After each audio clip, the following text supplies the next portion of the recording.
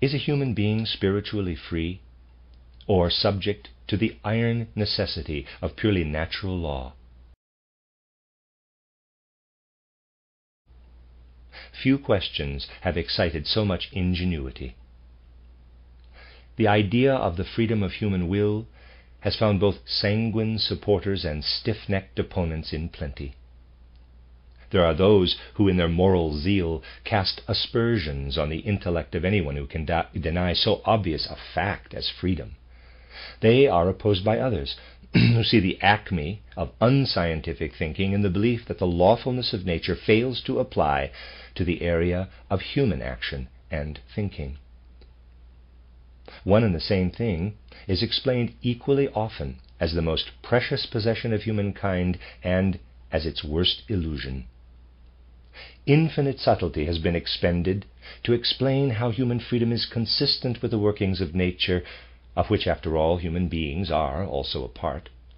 No less effort has gone into the attempt from the other side to explain how such a delusion could ever have arisen.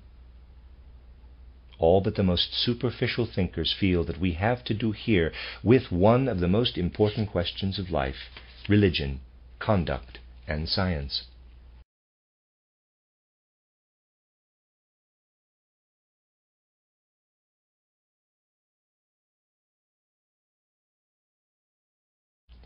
And it is among the sad signs of the superficiality of contemporary thinking that a book intending to coin a, quote, new belief, unquote, from the results of recent scientific research, David Friedrich Strauss's The Old and New Belief, contains nothing on this question but the words, quote, "We need not here go into the question of the freedom of human will. The supposed freedom of indifferent choice has been recognized as an empty phantom by every philosophy worthy of the name, while the moral valuation of human conduct and character remains untouched by the question," unquote. I cite this passage not because I think the book from which it derives has any special significance, but because it seems to me to express the opinion which the majority of our thinking contemporaries have been able to achieve on this question. Today, everyone who can claim to have outgrown scientific kindergarten appears to know that freedom cannot consist in choosing arbitrarily between two possible actions. There is always, so it is claimed, a quite specific reason why a person performs one specific action from among several possibilities.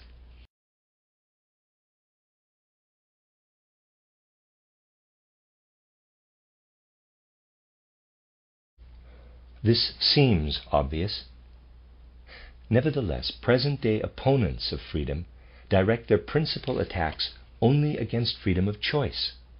After all, Herbert Spencer, whose views daily gain wider acceptance, says, quote, that anyone could desire or not desire arbitrarily, which is the real proposition concealed in the dogma of free will, is refuted as much through the analysis of consciousness as through the content of the preceding chapter on psychology.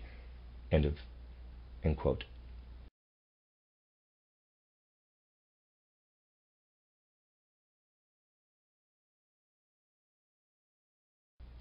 Others also proceed from the same point of view when they combat the concept of free will. Their arguments can all be found in germinal form as early as Spinoza. What he presented with clarity and simplicity against the idea of freedom has since been repeated countless times, only generally sheathed in the most sophistic theoretical doctrines, so that it becomes difficult to recognize the simple course of thought on which everything depends.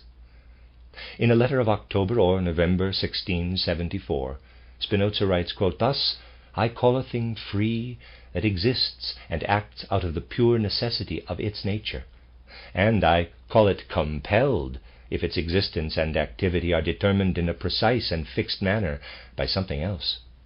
Thus God, for example, though necessary, is free, because he exists only out of the necessity of his nature. Similarly, God knows himself and everything else freely, because it follows from the necessity of his nature alone that he should know everything. You see, then, that I locate freedom not in free decision, but in free necessity. Let us, however, descend to created things, which are all determined to exist and to act in fixed and precise ways by outside causes. To see this more clearly, let us imagine a very simple case. A stone, for example, receives a certain momentum from an external cause that comes into contact with it, so that later, when the impact of the external cause has ceased, it necessarily continues to move. This persistence of the stone is compelled and not necessary, because it had to be established by the impact of an external cause. What applies here to the stone applies to everything else, no matter how complex and multifaceted. Everything is necessarily determined by an outside cause to exist and to act in a fixed and precise manner. Now, please assume that the stone, as it moves, thinks and knows that it is trying as much as it can to continue in motion. This stone, which is only conscious of its effort and by no means indifferent, will believe that it is quite free, and that it continues in its motion not because of an external cause, but only because it wills to do so. But this is that human freedom that all claim to possess, and that only consists in people being aware of their desires, but not knowing the causes by which they are determined. Thus, the child believes that it freely desires the milk, the angry boy that he freely demands revenge, and the coward flight. Again, drunkards believe it is a free decision to say what, when sober again, they will wish that they had not said. And since this prejudice is inborn in all humans, it is not easy to free oneself from it. For although experience teaches us sufficiently that people are least able to moderate their desires, and that moved by contradictory passions they see what is better and do what is worse, yet they still consider themselves free. And this because they desire some things less intensely, and because some desires can be easily inhibited through the recollection of something else that is familiar. End quote.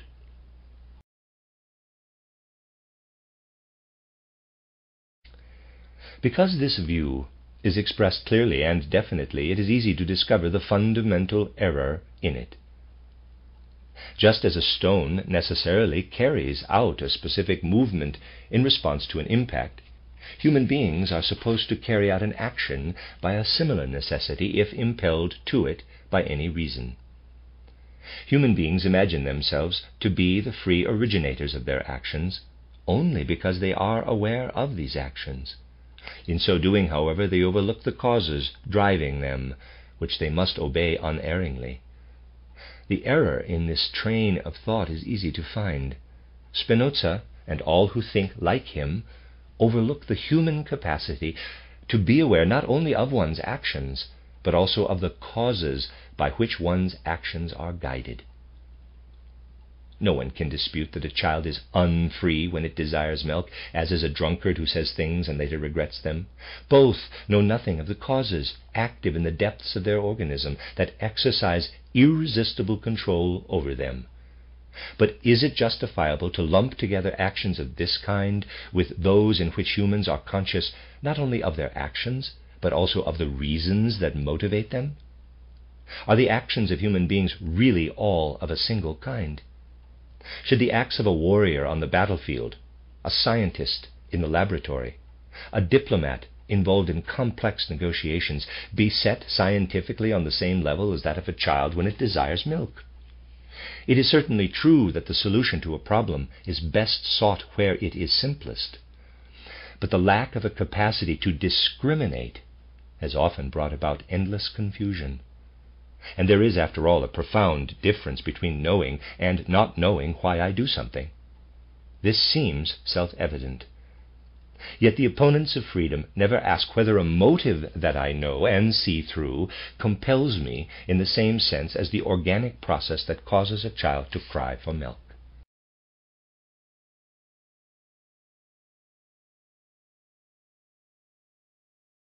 Edward von Hartmann, in his Phenomenology of Moral Consciousness, claims that human willing depends on two main factors, motive and character.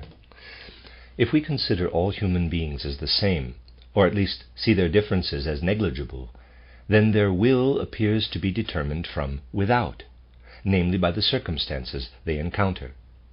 But if we consider that different human beings make an idea or mental picture into a motive only when their character is such that the idea in question gives rise to a desire, then human beings appear to be determined from within and not from without.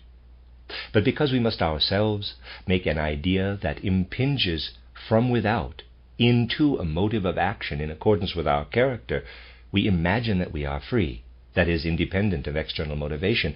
But according to Edward von Hartmann, the truth is that, quote, even though we ourselves first raise ideas into motives, yet we do this not arbitrarily, but according to the necessity of our characterological organization, that is, we are anything but free. End quote. Here, too, no consideration is given to the difference between motives that I allow to affect me only after having permeated them with my consciousness, and those that I follow without having a clear knowledge of them.